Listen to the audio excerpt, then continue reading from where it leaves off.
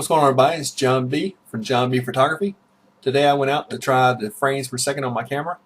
I have a Sony A7III and it claims it does 10 frames per second. I shoot with a Tamron 28-75 f2.8 lens, the Sony 85 f1.8 lens, and also the Sony 100-400 G Master lens. All of them are great lenses, and I've been told that the third-party lens, which is the Tamron, doesn't do the full 10 frames per second, so I want to see exactly what it does do. So I went out with my camera. I was shooting with continuous mode focusing, always shooting at about 95% of the time.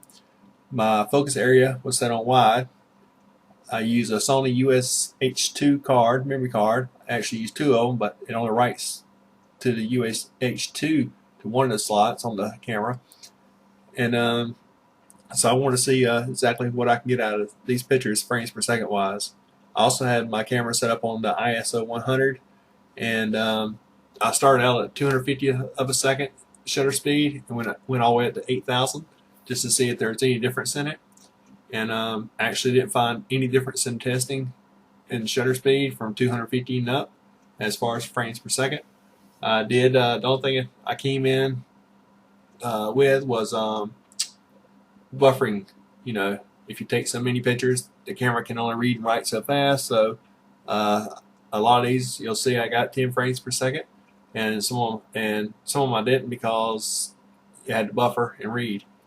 But I started out with my Tamron lens, and you can see here the last two digits in the time stamp right there are 08, and I went through all these and I got to the 9th picture and it was 08. So every time I tried a Tamron, I had several more pictures in this test for all the shutter speeds, different shutter speeds, and every time I got 9 frames per second. So I was pretty impressed with that, being a third-party lens, just one frame off from the Sony lenses. So yeah, it was impressive to me.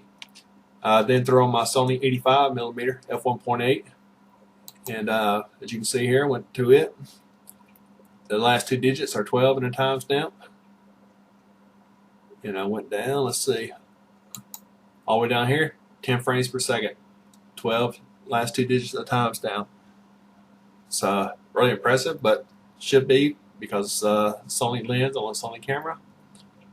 I then went to the 100-400 G Master lens, and once again, the last two digits are 39. I come down here to the 10th frame, and it's also 39, so 10 frames per second. So I was really impressed that I was getting 10 frames per second every time.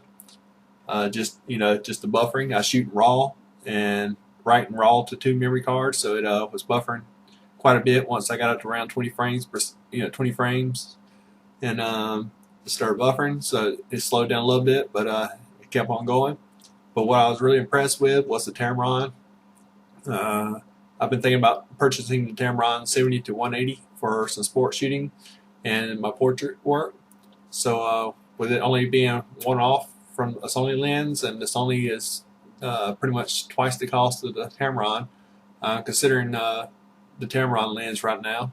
I know the Sony offers more, like stabilizer in the lens that works with the camera stabilizer, but I've been pretty impressed with my 28-75 Sony Tamron lens. So yeah, I think I might look more into investing into the 70-180, but I'm also still waiting for Sigma to come out with the 70-200 they claimed it's coming out.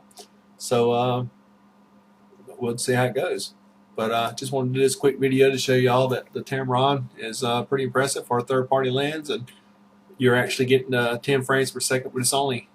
So yeah, I hope you enjoyed this video. If you have any questions or comments, leave them below, and I'll catch y'all in the next video. Have a good one. Later.